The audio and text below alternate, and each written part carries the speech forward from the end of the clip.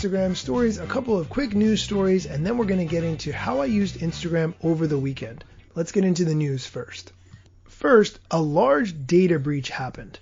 The name of the company is Social Data. They sell data on social media influencers to marketers, and they had a database that was exposed with nearly 235 million social media profiles on the web, and that database did not have a password or any other authentication required to access it. That data included a wealth of information, including names, contact info, personal info, images, and statistics about followers.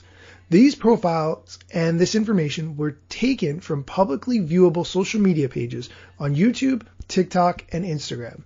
I want to emphasize that this did not include password data and in fact was data that was freely available by scraping the web. So there's no need to change your password, but it's just something to be aware of.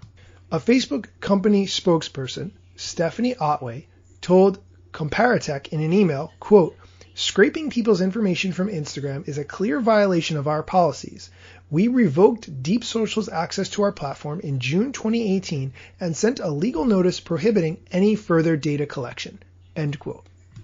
In other news, TikTok is planning to sue the Trump administration as early as this week over the president's executive order banning U.S. transactions with the app and its Chinese parent company ByteDance.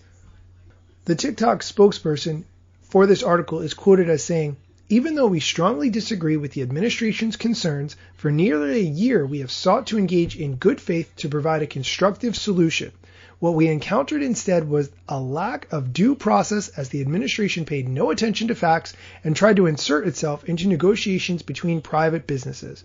To ensure that the rule of law prevails and that our company and users are treated fairly, we have no choice but to challenge the executive order through the judicial system," according to a TikTok spokesperson.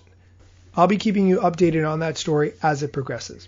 In other news, my sister-in-law had a baby shower over the weekend, and my wife created a private Instagram just for people who would be attending the baby shower.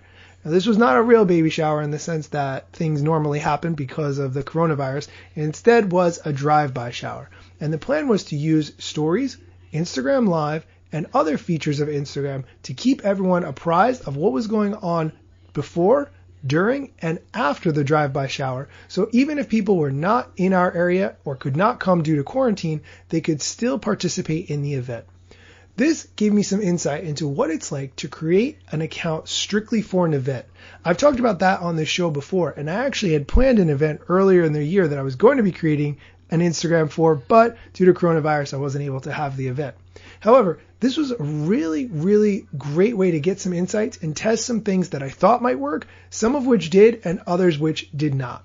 One important thing that did not work was the question sticker, and here's why. When you create the question sticker, people respond with answers, and you can go live and show those questions on the live stream and answer the questions. However, those questions disappear and cannot be shared on a live after 24 hours. I messed up on the time, 100% my fault, but as a result, I was not able to share the sticker answers that people had written in.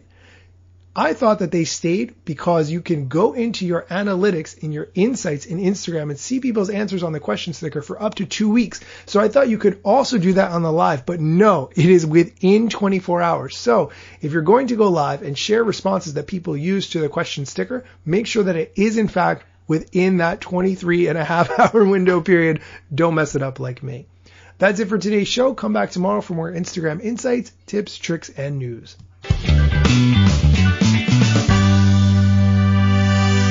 Only 12 more episodes until I hit 500. How are you doing on your 5 ideas for how I can improve the show? If you send it to me and I pick your 5 answers as a winner, you get an Amazon $50 gift card. So send me your ideas for how I can improve the show at Daniel Hill Media.